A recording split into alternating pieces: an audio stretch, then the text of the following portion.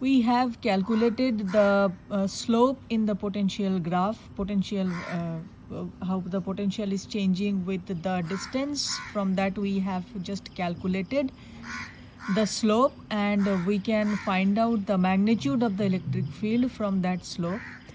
Now if we find out the maximum slope in the potential graph, we can easily find out the value of the electric field, and the direction of the electric field will be opposite to the direction of the maximum slope. Because we have a minus sign here, we know that E equal to dVdr in limiting case. Here I have written the magnitude of E, so I have just written del V del R, and in the limiting case when delta R tends to 0, we can easily find out that this becomes just a dVdr. That's a basic calculus. Now what if I have some constant potential lines, constant potential contours? Suppose I have 4 lines. Along all these 4 lines the potential is constant. Along this line the potential value is 103 volt. Along this line the potential is 102 volt. Along this line is potential 101 volt. Similarly this is 100 volt potential contour. Contour means lines. Now if I want to find out the electric field, I have to find out the slope, the maximum slope. Suppose I take 3 lines. Line 1 along this 102 potential line, my line 3 is directed along this 101 potential line. My line 3 is along this direction.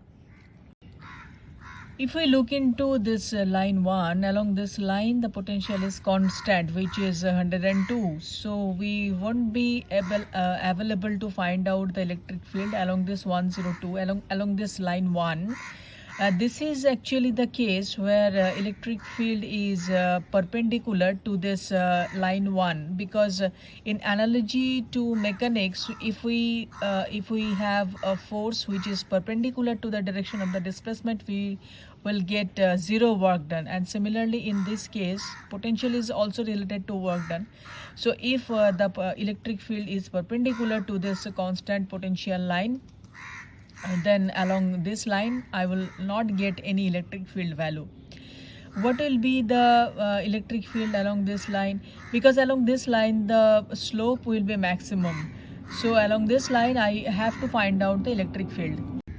Along this line 3, the distance with dr will be greater than along this line 2 if I want to reach from 102 to 101. What I'm trying to say is, if I want to go from 102 to 101 line, then dr will be lesser here than along line 3. And as electric field is obtained by this slope, if dr is greater, then this dVdr is smaller. So this line 2 will gives me the maximum slope. Actually, if I go from here to here, the potential drop will be, magnitude of the potential drop will be 1 volt per meter, if I consider that these lines are separated by a distance of 1 meter. But if I come in this direction, like 102 to 103, I will get plus 1 volt per meter potential difference. So we know that potential will rise here because the electric field is along this direction.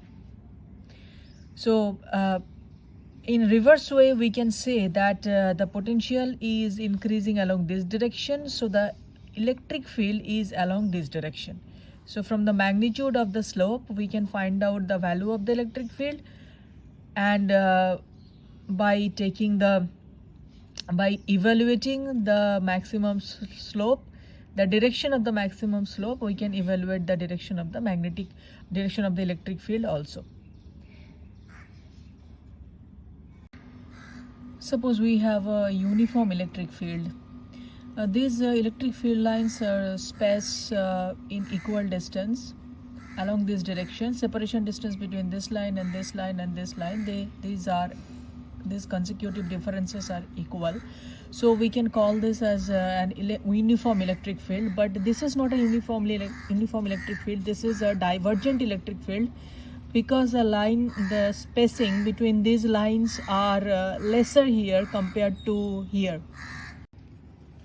For this kind of electric field, if I take a point here at x, and if I put a circle here, that is this is my another point, and if I put another x here, and if I put another circle here, then these lines, they are parallel. And if I draw another line intersecting all these circles, this will give me a surface where the potential is constant. This is an equipotential surface, or we can call this as constant potential contours.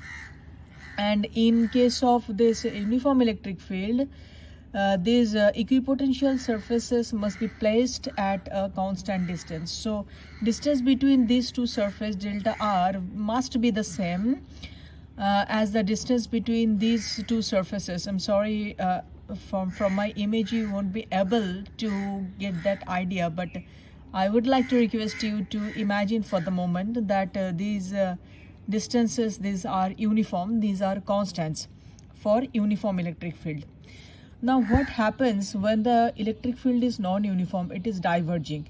Now if I look into these electric field lines, then the electric field lines are placed more closely here than here.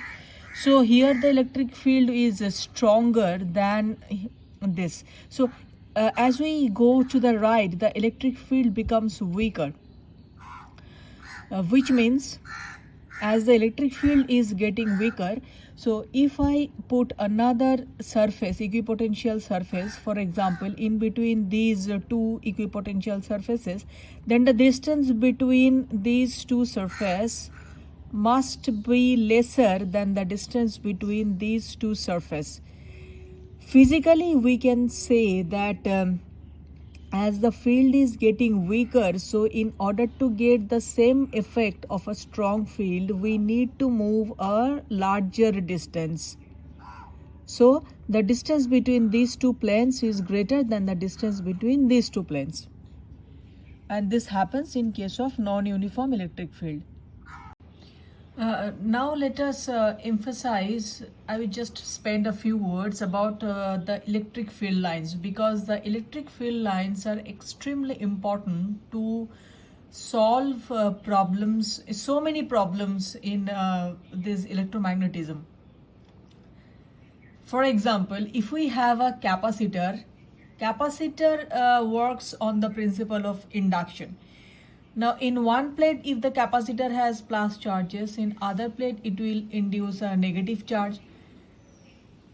If we approach towards the center of the capacitor, within the capacitor, the electric field is more or less uniform. But if I approach towards the outside of the capacitor, the field lines will be like that. This is called the fringing field. And this fringing field cause a very it causes problem in analytically solving this type of things. And this fringing fields can be observed in case of transmission lines also. And in that case, we solve the problem graphically by analyzing the field lines. Analytically solve the problems of fringing field is extremely difficult. Now let us discuss about potential for an infinite line charge distribution. This line charge distribution tells us that it is a continuous charge distribution. We consider this line charge distribution as a continuous one. But if we look into the system, we can easily see that charges are discrete. But as a whole, we consider this as a continuous charge distribution. For example, if water flows inside a pipe, we consider continuous water flow in fluid dynamics. But we know that water molecules are extremely separated, very much separated from each other. So This is my coordinate system. I have a line charge distributed along the z-axis, and this has a line charge density rho L cubic coulomb per centimeter. This is the standard electric field for this line charge distribution, which depends on the distance. Now, if we want to find out the potential between 2 points R1 and R2 is a point which is far away, and R1 is the closer point. So if I want to find out the potential difference, I have to integrate this electric field, and this integration gives me this. Now, can I put R equal to R2 equal to, that is the farthest point, that is the far point? Can I place that far point at infinity?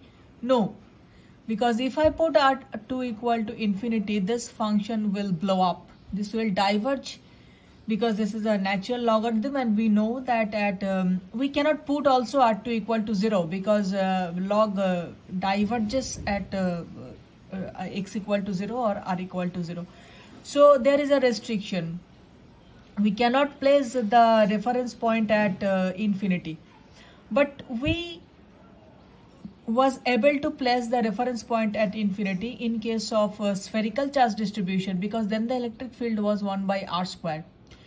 Potential was 1 by r, so at r tends to infinity, that was finite. But here the electric field is like that. So because of this this typical nature of the electric field for this line charge distribution, we cannot place the reference point at as r tends to infinity. Then how we will where we will take this reference point? We can take a reference point anywhere except at infinity, because we want to save the potential from blowing up. So for this is a practical problem. We will see that in case of coaxial cables you can easily find out in your Ethernet connections. These are very common in transmitting the radio frequency signals. For example, this is just for illustration.